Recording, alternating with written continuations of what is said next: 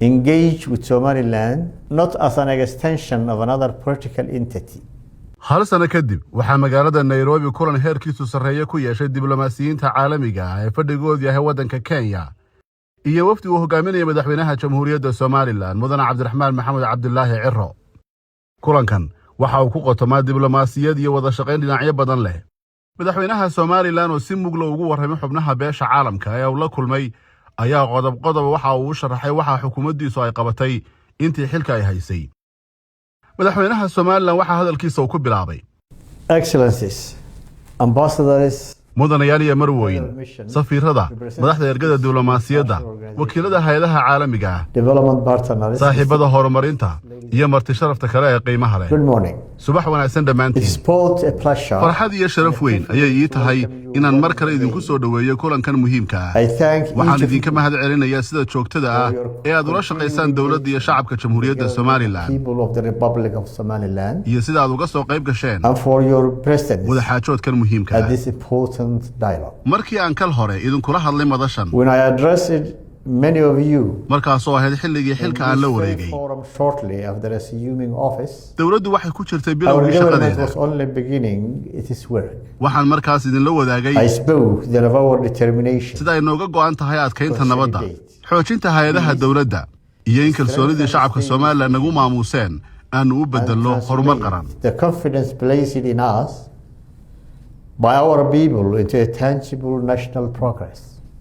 maanta Today, waxaan halkan idinku imi I retain not merely to restate those commitments, inaan dib u xaqiijiyo ballanqaadyadii aan sameeyey iyo in aan idinla the wadaago progress horumarka we have aanu made, gaadhnay iyo caqabadaha aanu the riixayno challenges ee we weli hor continue yaalla to confront, iyo iskaashiga aan idinka baahannahay partnership we see. si aanu hore ugu soconno inagoo wada jirna. forward. mudnaanta ugu horreysa ee One of xukuumaddaydu the first priorities waxay ahayd nabad lagu soo dabaalo of my bariga gobolka Sool. government was the restoration of peace in eastern Sool. At that time, waxaanu ka bilownay inaanu hubka ka dhigno oo aanu ciidanka qaranka ku darno maleeshiyaadkii hubka sitay oo 6,000 gaadhaya iyo inaanu bulshada ka saarno abaabulka colaadeed. a government-led program of demobilization and military waxaan ku faraxsanahay inaan maanta idin xaqiijiyo I am pleased to report that this process in geedi socodkaasi has now been successfully si completed, guul leh uu ku soo dhammaaday. and those former combatants dhammaan ciidamadiina la tababaray laguna biiriyey ciidanka qaranka and integrated into Somaliland National Army. Shortly thereafter, markii aan taas dhammaynay muddo yar kadib ayaa xasarad kale oo colaadeed waxay ka qaraxday 2 beelood oo walaal ah oo ku nool gobolka Awdal. a separate conflict emerged in Awdal region between two major communities. Through sustained government dawladda, engagement, odayaasha dhaqanka traditional leadership and inclusive dialogue iyo dhinacyada kale ee bulshada ayaa si wada jir uga shaqeeyay under control. waxaana lagu guuleystay in xaaladda la dejiyo. A government-sponsored reconciliation peace conference shir dib u heshiisiina oo dawladdu ay maalgelisay ayaa hadda ka socda degmada Geerisa, was currently underway in Garissa. taas oo markhaati u ah dhaqanka soo jireenka ee Somaliland ee ku dhisan wada hadal, is-afgarad iyo is-ixtiraam. Long-standing tradition of resolving disputes through dialogue, nabadda ayaa weli ah tiirka ugu muhiimsan consensus and mutual respect ee ay ku dhisan yihiin These dhammaan remain the himilooyinka qaran ee foundation Somaliland. upon which every other national objective must reset.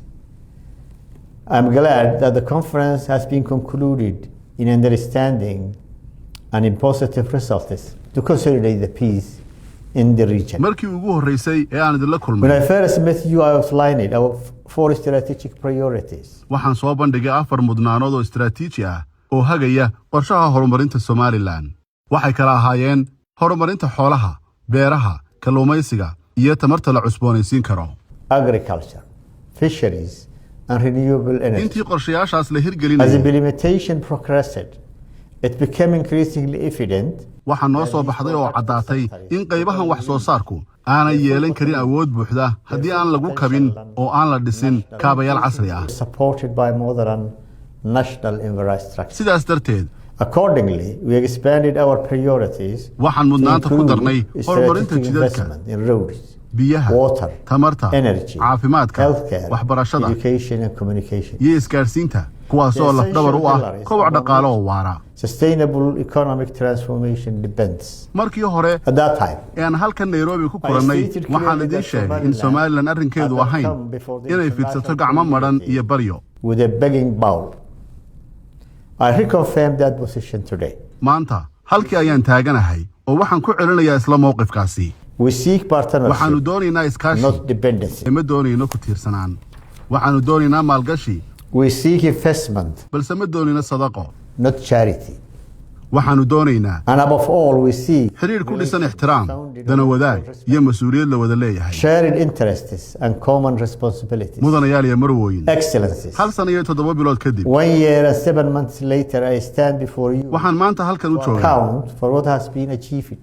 inaan xog idinka siiyo dhab ahaan wixii qabsoomay.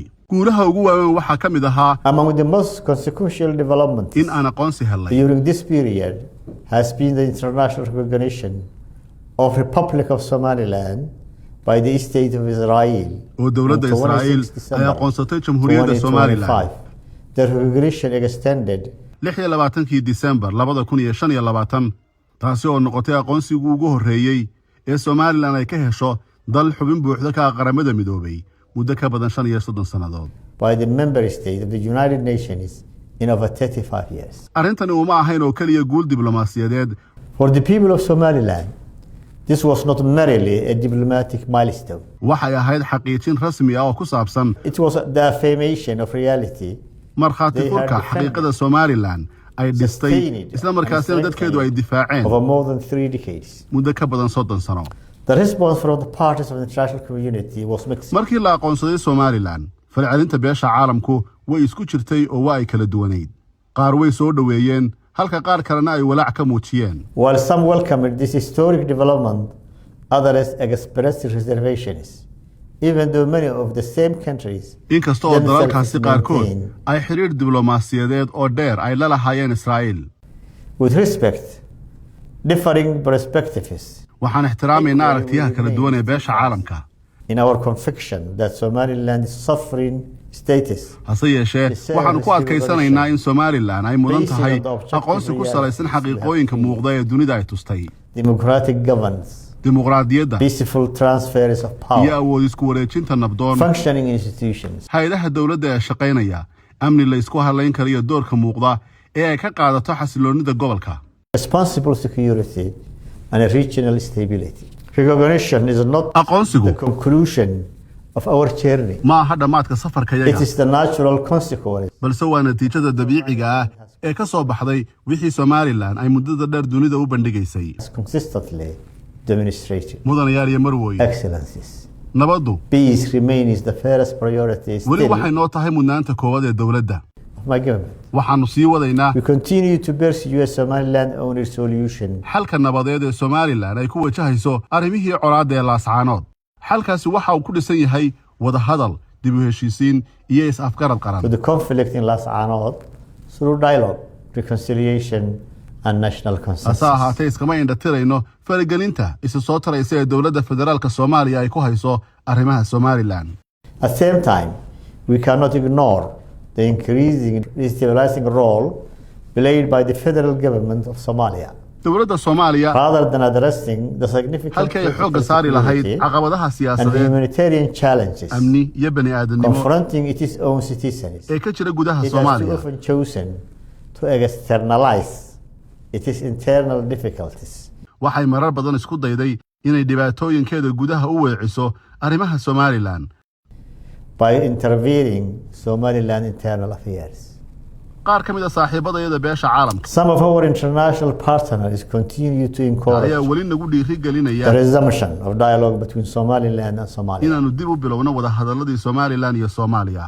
We have demonstrated our willingness to engage. marar badan In such ayaanu dialogue muujinay before. diyaargarowga arrintaasi. We indeed, waxaanu wada hadallada uga qayb galnay we did so repeatedly in good si faith niyad wanaag iyo and mas'uuliyad at leh. considerable practical costs. nasiib darro, Unfortunately, several of the limited but meaningful agreements reached heshiisyo during kooban those balse muhiim engagements ah oo la gaadhay were subsequently violated by Somalia.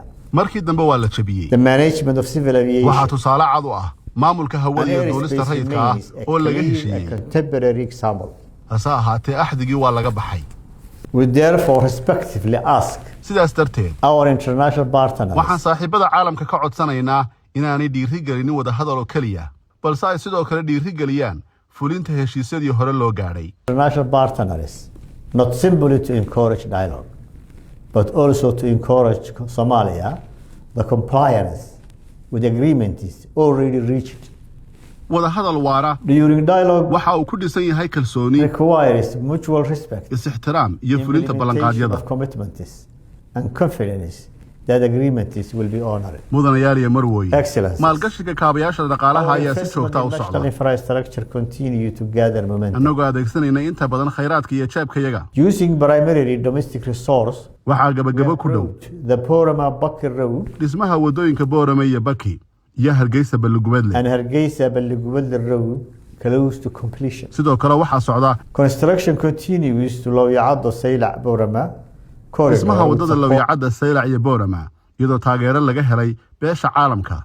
from our development partners. dhanka kale ballaarinta wadada Hargeysa ina guuxa ayaa si wanaagsan u socota. 𝒂𝒂𝒊𝒊 road is progressing steadily. mustaqbalka dhow laba mashruuc ayaa mudnaanta ugu sarreysa noole wadada Burco Oodweyne Hargeysa iyo wadada Ceelgaaba Maydh. Burco Oodweyne Hargeysa corridor and 𝒂𝒊𝒚𝒆𝒚 road as well. labadan mashruuc These projects are waxay muhiim u yihiin national cohesion, isku xidhka qaranka, regional commerce, kobaca ganacsiga iyo horumarka dhaqaalaha. and economic inclusion. Somaliland Somaliland stands ready to contribute significantly to their financing and implementation. waxay diyaar u tahay inay qayb weyn ka qaadato maalgelinta iyo hirgelintooda. Excellencies. mudanayaal iyo marwooyin Energy remains central to our economic transformation. tamartu waa tiirka isbeddelka dhaqaale ee Somaliland. For many years, Somaliland has endured some of the highest muddo dheer dadkayagu waxay bixinayeen qiimaha korontada ugu sarreeya dunida taasoo caqabad ku an ahayd obstacle to industrial development, warshadaha, private investment, maalgashiga and household welfare. iyo nolosha shacabka. My government has already reduced the electricity cost dowladdu waxay hoos u dhintay qiimaha korontada magaalooyinka waaweyn. for urban cities from qiimahaasi waxaa laga soo dejiyey 80 cents ku dhowaad 80 senti 59 cents per kilowatt. halkii kilowatt. Berbera, magaalada Berbera waxaa qiimuhu gaadhay 20 senti taasoo ka dhalatay maalgashi guulaystay oo dhinaca tamarta la cusboonaysiin kara ah. largely owing to successful investment in renewable energy. hadafkayagu waa in dalka oo dhan laga hirgeliyo koronto jaban la isku halayn karo oo waarta. Our objective is to clear extended, affordable, reliable, and sustainable energy across the country and bring national electricity costs closer to Berbera model during the lifetime of this administration. Excellencies. mudanayaal iyo marwooyin Water security remains among Somaliland's most pressing long-term challenges. sugnaanta biyuhu waa mid ka mid ah caqabadaha ugu waaweyn ee muddada fog. gobollo badan oo ku yaalla koonfurta In Somaliland several regions along our southern frontier, groundwater reserves lie more than 600 meters. biyaha dhulka hoostiisa mara waxay ku jiraan qoto dheer oo ka badan 600 mitir. soo saaristoodu waxay u baahan tahay farsamooyin casriya iyo tiknoolajiyad oo ay dheer tahay khibrad heer sare ah. sidaas darteed Specialized expertise capable of identifying both the quantity and quality of available water.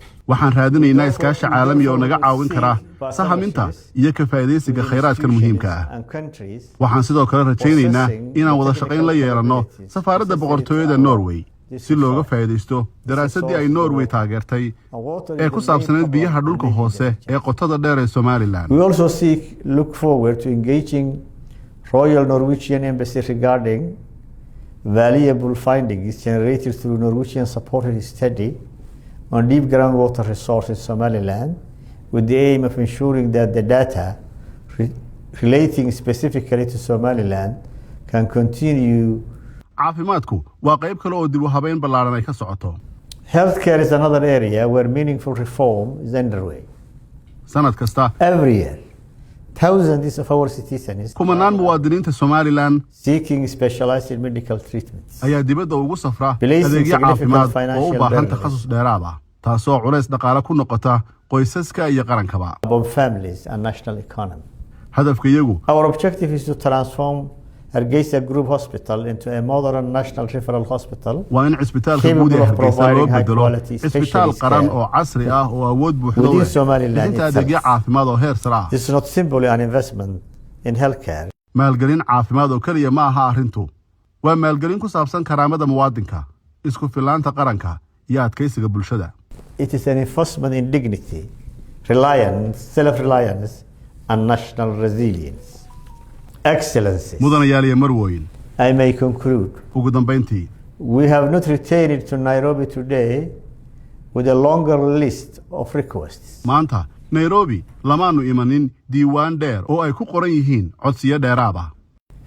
We have returned with evidence. waxaan idinla nimi caddaymo muujinaya wixii aanu qabannay caddaymahaas oo ay ugu mudan yihiin caddaynta nabadda iyo sugidda amniga. We have returned with evidence. sida maleeshiyaad la qarameeyey, Evidence of militia. iyo wadahadallo bulshada dhexdooda laga abuuray. caddaynta colaado lagu dhameeyo wadahadal halkii xoog la adeegsan lahaa. Evidence of conflict is resolved through dialogue rather than force. caddaynta dimuqraadiyad. Evidence of democratic governance. iyo hay-adda dastuuri ah oo sii xoogaysanaya. Constitutional institutions. caddaynta aqoonsi caalami ah oo lagu kasbaday dulqaad iyo adkaysi. Evidence of international recognition. caddaymaha wadooyin la dhisayo, koronto jaban, cisbitaallo la casriyeynayo iyo horumar qaran oo ku socda dadaalka iyo khayraadka iyaga. Evidence of roads under construction. Electricity becoming more affordable. Hospitals being modernized. And a national development and advancing through our own commitment and resources. The Republic of Somaliland remains committed to peace. jamhuuriyadda Somaliland waxa weligeed ka go'an nabadda, dawlad wanaagga, xasiloonida gobolka iyo iskaashi wax ku ool ah oo caalami ah. Responsible governance and regional stability and constructive international engagement. waxa kaliya ee aanu saaxiibada beesha caalamka ka codsanayno waa codsigii hore ee aan idiin soo jeediyey oo aan ku celinayo What markale. we ask our friends is the same request I made when I first addressed this forum. Engage with Somaliland not as an extension of another political entity, ula macaamila Somaliland sidii dal madax bannaan oo mas'uul ah but as a responsible and capable sovereign partner. oo aan cid kale u daba fadhiyin siyaasadda, awoodna u leh inuu wax ku biiriyo nabadda, amniga, barwaaqada iyo horumarka waara ee aanu wada leenahay. Together, let us build partnerships founded not on assumption, aan wada dhisno iskaashi ku salaysan waxqabad dhaba, kalsooni iyo mas'uuliyad la wada leeyahay. but on demonstrated commitment. waa mahadsantihiin. I thank you, every one of you. May God bless Republic of Somaliland and may He bless our partnership. Thank you very much.